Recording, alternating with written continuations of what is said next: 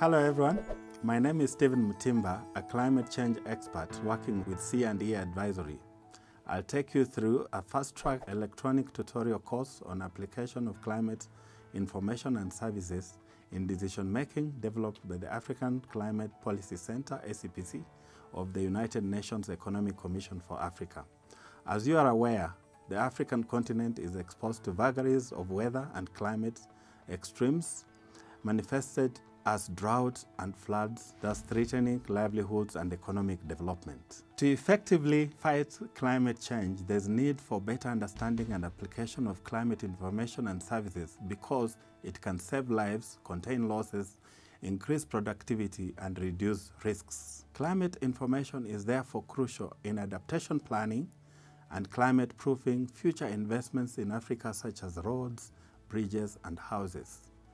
The e-learning tutorial course on climate information is one of the arsenal against climate change, as it will inform a wider audience with the intention of building up a critical mass of people to join in the fight for survival of our Mother Earth. The e-learning course on application of climate information is divided into 4 simple learning steps. Step 1 defines climate information and services. Step 2 identifies the users of climate information and services. Step 3 discusses the role of legislation in strengthening climate information and services. And finally, Step 4 provides example of instruments available to legislators and government decision makers for mainstreaming climate information and services into development. The e-tutorial starts by providing definition of common terms used in climate change. For instance, number 1, weather is the day-to-day variation in the climate parameter. Number 2, climate is the average weather conditions taken over a period of not less than 30 years in a given location. 3, climate variability is the year-to-year fluctuations of the variation in mean state of climate on all spatial and temporal scales. And finally, 4, climate change refers to a change in the state of the climate that persists for an extended period, typically 30 years or longer, and it may be due to natural or anthropogenic causes. The module has characterized climate information into 3 types: basic, intermediate, and advanced. We start with basic climate information. Basic climate information provides climate data for selected region representing simple climate variables such as mean temperature and precipitation over different regions and timescales. Intermediate climate information is more sophisticated product and represents longer-term trends, say 2030, 2050, 2070, 2100, analyzing changes in rainfall, air temperature, soil moisture, evapotranspiration, and it's used for environmental monitoring, particularly for drought and floods and adaptation planning. Advanced climate information is more sophisticated and detailed analysis of future climate changes. It estimates changes in extreme events tailored specifically to user needs. It's used in evaluating adaptation measures and research and development.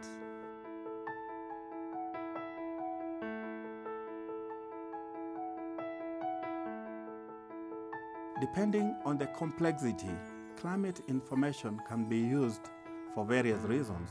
The first one, it can be used in defining the nature and magnitude of climate risks and evaluation of adaptation options and longer-term investments.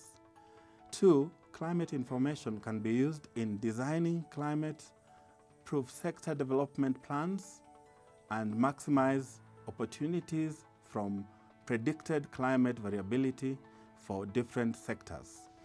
3, it can make informed decisions about ways to reduce vulnerabilities and impacts of climate-related disasters such as floods and wildfires.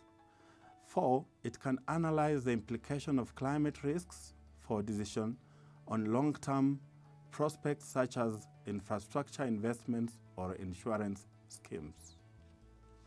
The e-tutorial has also information on how climate information is collected, assessed, packaged, and disseminated to end users as 3 types of climate products. These products are, the first one is forecast, the second one is climate models, and the third one is climate scenarios. I'll take you through the 3 of them.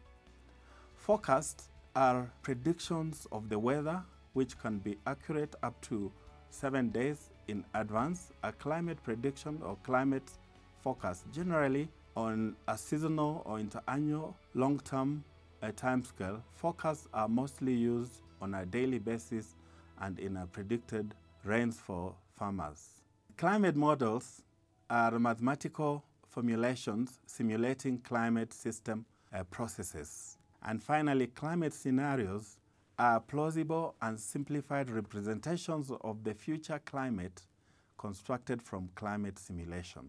Climate information is normally produced for differentiated need of the end users. We have individuals, communities, private sector, and government organizations have different needs when it comes to climate information. The local communities require climate information relevant for their main economic activities. For example, areas where agriculture is the main income-generating activity, seasonal forecast as well as timely information about excessive rainfall and drought can have significant impacts for farmers' productivity and safety. Private sectors needs a tailored weather information to protect resources and make climate-smart business decisions.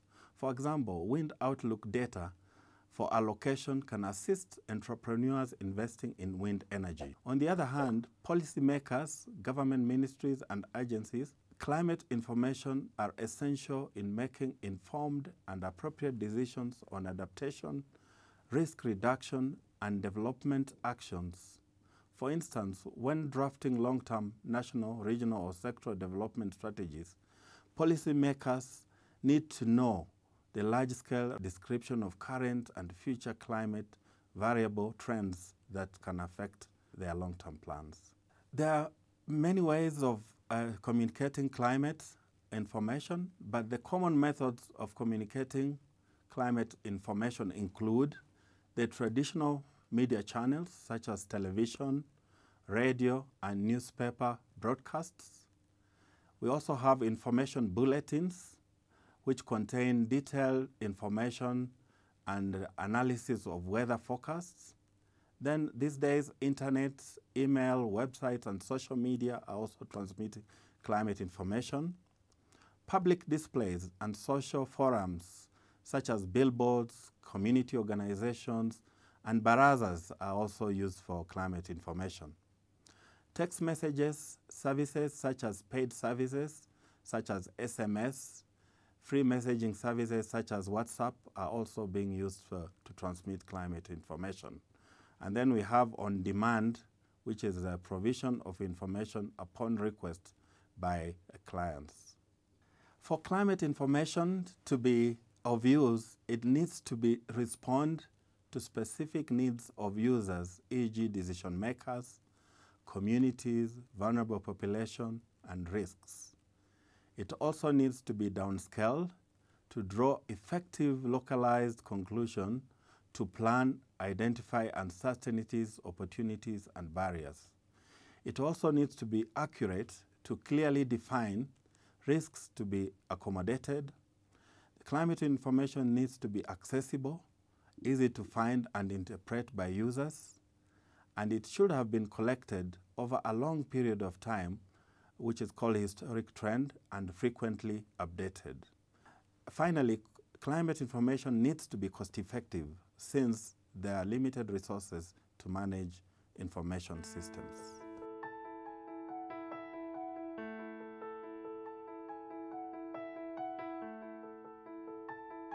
The e-learning module further discusses climate information infrastructure.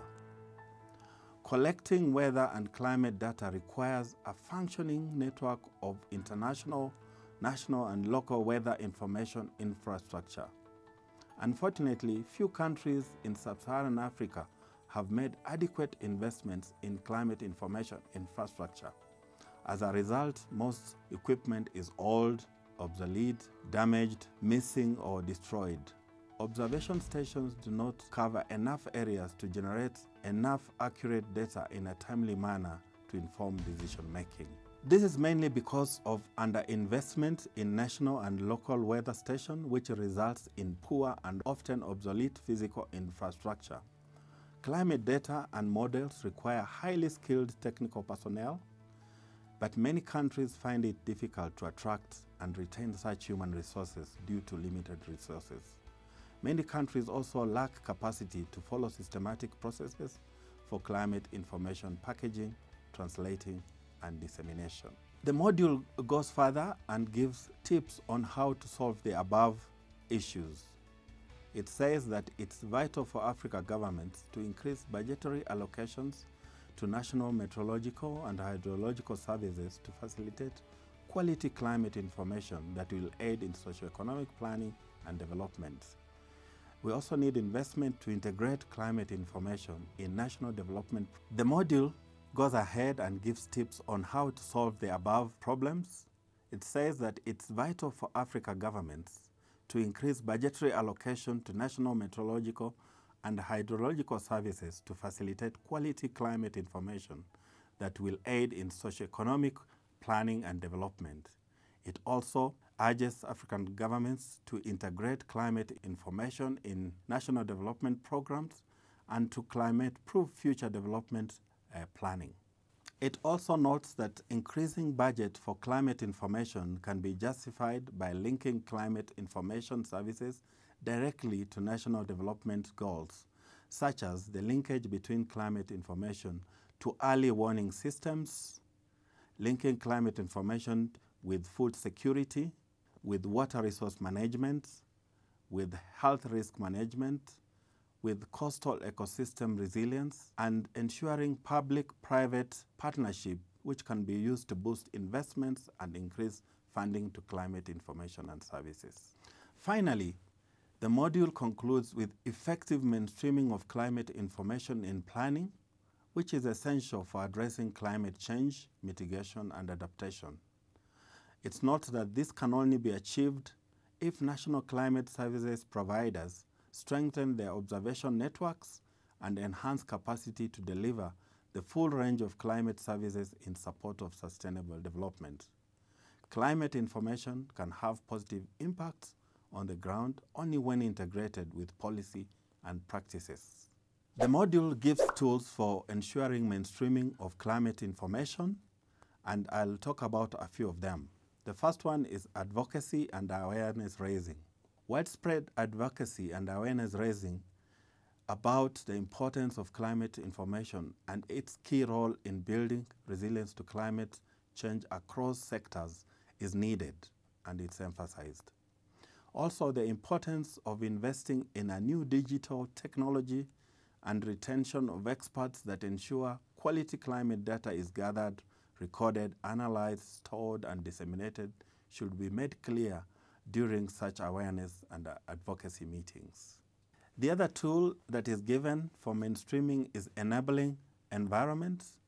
Governments and legislators need to consider climate information as one of the key priority development areas and create conducive environment for their collection, packaging, and dissemination. There's also need to talk with donors and development partners so that they can also assist in the process by continually incentivizing and encouraging government and legislators to create an enabling environment for generation of quality climate information services. The other tool available is training, technical support, learning, and networking. There's need for continual training and technical support for the integration of climate information concerns in the development and legislation. There's need for change in government operation practice to ensure climate information is mainstreamed in policy making, budgeting, implementation, and monitoring at national, sector, and subnational level. Finally, climate information and services providers in the government and private sector should continually hold their capacities through learning, experience sharing, and networking. The last one is development tools. Climate information should be tailored to the needs of legislators with guidance on issues to consider when formulating policies and budget allocation. Government institutions should ensure that climate risk and vulnerable assessments are frequently conducted on areas, sectors, communities, and individual projects, and appropriate DRR tools adopted. In addition, decision makers and climate scientists should have frequent forums where they can discuss, learn, and share experience in mainstreaming climate information. In conclusion, climate information and services have the potential to build Africa's resistance to climate change impacts. The quality, accessibility, and scale of climate information has improved over the years.